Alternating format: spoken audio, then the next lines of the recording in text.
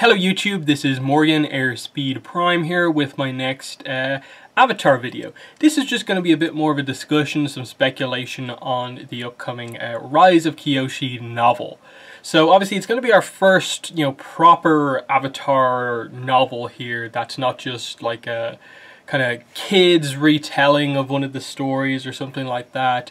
So there's a lot of hype around this book because, of course, who it's about is about Kyoshi. Very popular character who has a very, very interesting backstory that we know about already, and then there's still so much more to tackle. And everything that's being revealed about this book points to, just it being more and more interesting as kind of time goes on. So, that's what I want to talk about here. Like the recent news update about this book was, of course, that there were much more pages in it now and that there were going to be illustrations. So just to kind of fully confirm everything here. So the listing right now currently says that, okay, the book is out July 16th, 2019. The hardcover version of the book will feature 448 pages.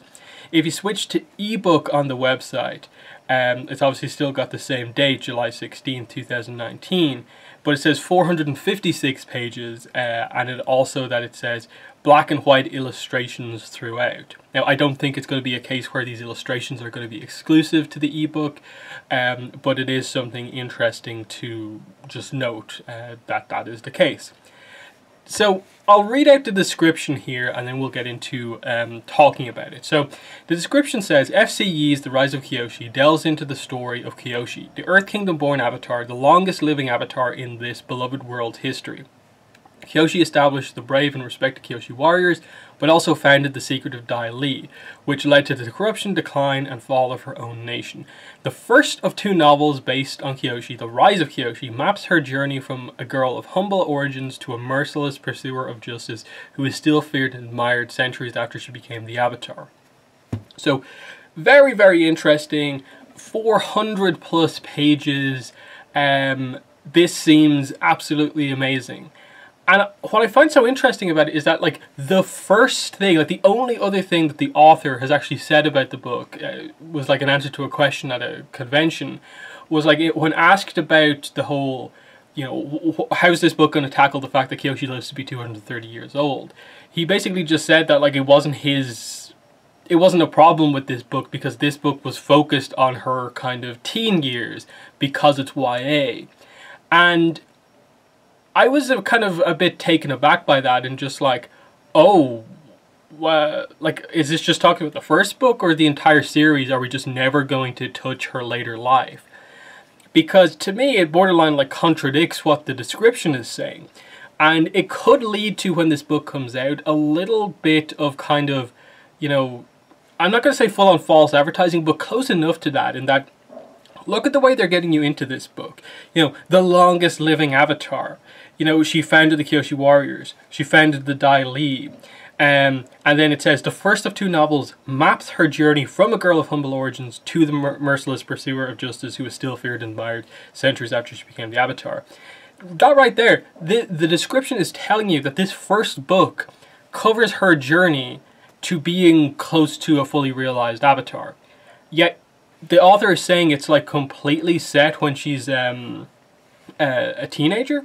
Now, I get that the idea is that, okay, yes, I do fully expect that the majority of the book is going to be her as a teenager because it is a young adult novel.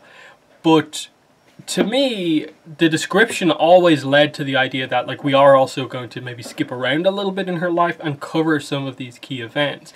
Give extra detail onto stuff like, how she founded the Kyoshi warriors. Because in the grand scheme of the lore that we have so far, while we basically know that story, I think there's more detail to go into with it, because it's basically just covered in, like, Suki explaining it really basically in episode 4, and then the free comic book shells kind of going a little bit more in depth.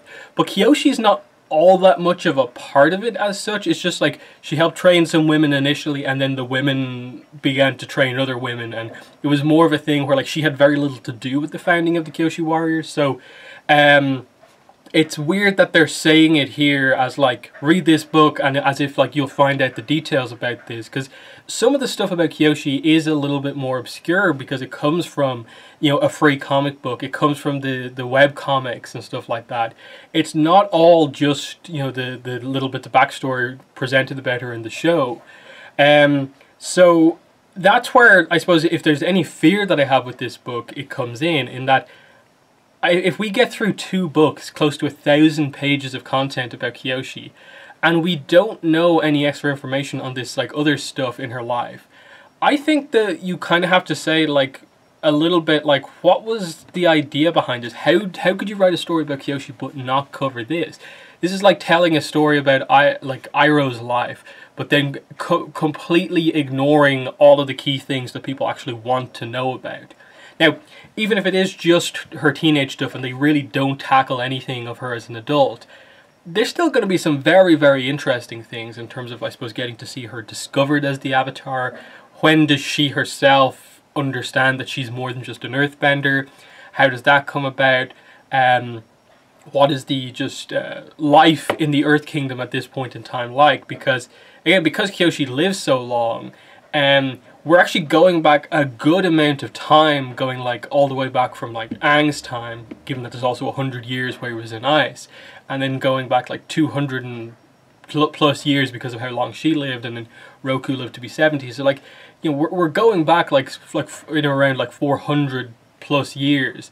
There's going to be some big kind of changes here because we don't know too much about this time period, other than it seems that like the Earth King that's in charge at the time doesn't have a great relationship with his subjects, and the Earth Kingdom is sort of suffering a little bit, and that could, you know, be what they're talking about with humble origins. So that's just the kind of the thing with this book, is that I think a lot of people are going to read this expecting it to more or less be this more like kind of like anthology look at Kyoshi's entire life, where we'll get like all of the answers to everything, every question we have about Kyoshi, whereas actually the description should probably be much clearer about the fact that, you know, the description should feature much more about its teenage Kyoshi than anything.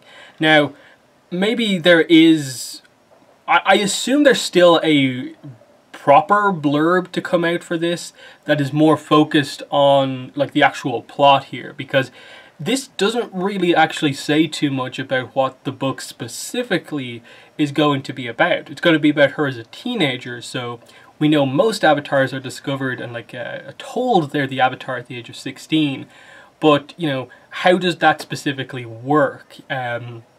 And so on. So I assume this could be the time where like we maybe get to meet the like Earth Sages, you know, the Fire Sage equivalents for the Earth Kingdom, in terms of like the Avatar relics. Are we going to see them brought up again in terms of how she's found out? Or is it just that, hey, multi-element bender, by default they're the Avatar? Is that how they go about doing this? Because then there's other stuff that the book is going to tackle. Like, as much as I'm focusing more here on the fact that, like, I think it would be a mistake if we get through 2 books and don't cover any extra details on the whole Chin the Conqueror issue, the details around the time, her and the Kyoshi warriors, you know, Coco, who Coco's father is, and especially the question of how does she live to be 230 years old. There are still a lot of interesting things I want to know about her kind of younger life, and they have to use the other traits that Kyoshi have that are so interesting. One is that she's incredibly tall as a character, so that must be something she has to deal with kind of growing up, that she must be also very tall as a teenager as well. Then, where does the Avatar Kyoshi persona come from? Because it's to the point where, like, okay, like that is the character of Kyoshi, but it's also the case of, like, we've never seen her without the makeup, so where does the makeup come from? The whole idea of the fans and, you know, just her whole look. Does that come from, like, her parents, someone important who trained her early on? Or did she just invent a persona around herself to be more intimidating and just kind of live this kind of life? And are they going to create any sort of a distinction between, I suppose, who Kyoshi was prior to the Avatar Kyoshi persona coming into existence, or what. They're all, you know, fascinating things. And the other question is, of course, like, if it is her kind of training, are we just going to be stuck with, I suppose, her during one section of her training, or are we going to kind of cut between it all? So usually I assume the idea would be that she probably comes in as a very, very solid earthbender, and, you know, maybe has shown the ability to do a little bit of the other elements but has no training in it. So are we going to go straight to her, you know, doing fire next, and then air, and then water, or what? Are we going to tackle all of them, or just kind of skip past them? And that's where, like, I think the book is going to have to do a little bit of jumping around a bit, because I can't see them just being like, oh, the entire series is about Kyoshi in the Fire Nation training with her firebending master, or anything like that. Similarly, I can't see it being solely about Kyoshi going to, I assume, the, like, Western or Eastern air temples and training there. And the same with, like, the water tribes. I think most of this probably has to be Earth Kingdom stuff, so I assume we'll get a lot of, before she's properly discovered and put into the whole Avatar training situation, we'll just get established her life in the Earth Kingdom. And then maybe we'll skip through a lot of that stuff. So just in terms of, like, format of the book, like, I think they are going to have to, like, cycle through her teenage years. I think we're probably going to have to start off with, like, you know, okay, she's an earthbender, but then, like, when she's like 6 or something like that, she just randomly firebends one day, and, you know, how does that change her? Is she isolated because of that? Who gets notified? And just how she gets started on that Avatar journey, and where along the way does the persona of Kyoshi really form from? And then the other thing, of course, is Kyoshi Island. How do you do this book and not at all explain, or get to the point where you tackle anything around Kyoshi Island? Now, I'm assuming when he answered that question, it probably was just about the first book. Because I assume even if he knew basically where the second book was going and what he wanted to cover, he still probably wouldn't have said anything to give anything away about what the second book is about. Because if this is the rise of Kyoshi, the second book is obviously going to have to be, you know, basically Kyoshi from being now fully trained to her later years in life. So is the second book going to be older Kyoshi, or are both books going to be teenage Kyoshi?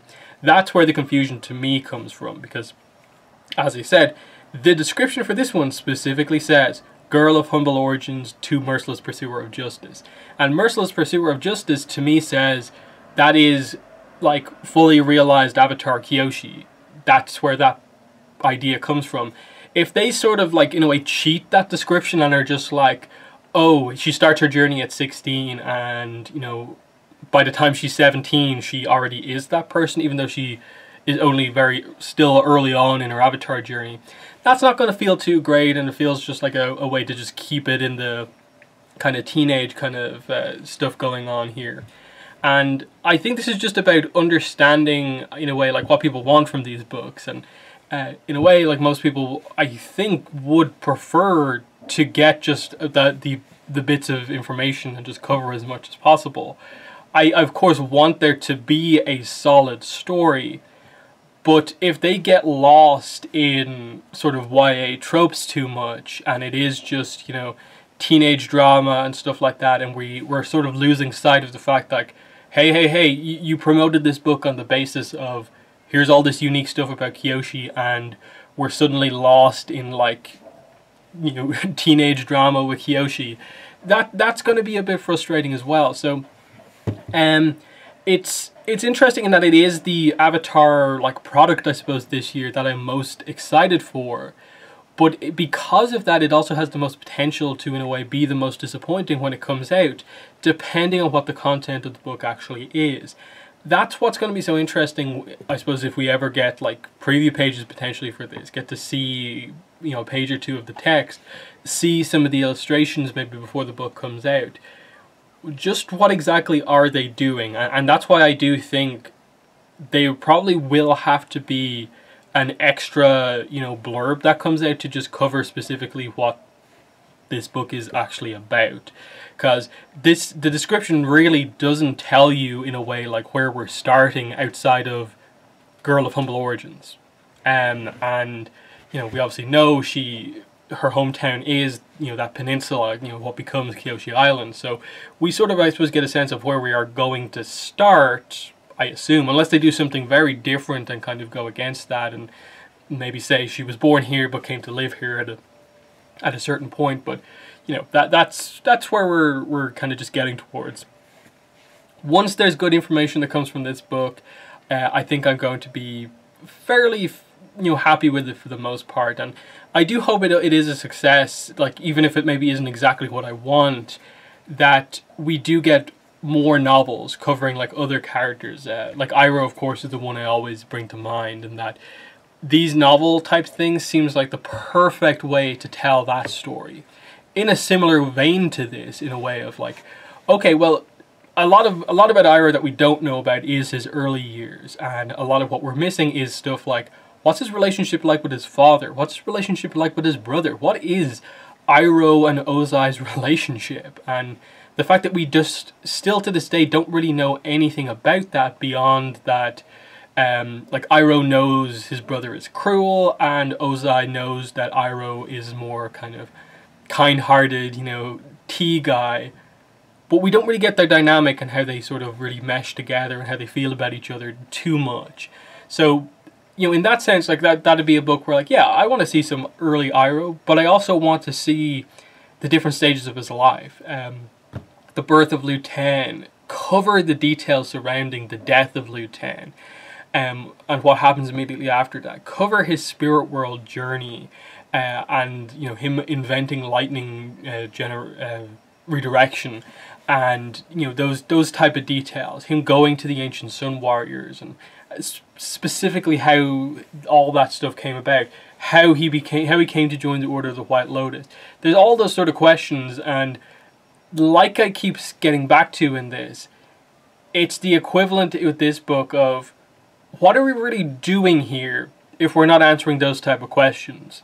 So with Kyoshi, if we just completely ignore the Daily stuff, the Kyoshi Warrior stuff, and like basically everything from later on in her life, why are you really even bringing it up in the first place, in a way? So, again, I hope it is just a case of like the author was just talking about the first book, and that the second book is going to be more of the later years of Kyoshi, and it will tackle that sort of stuff.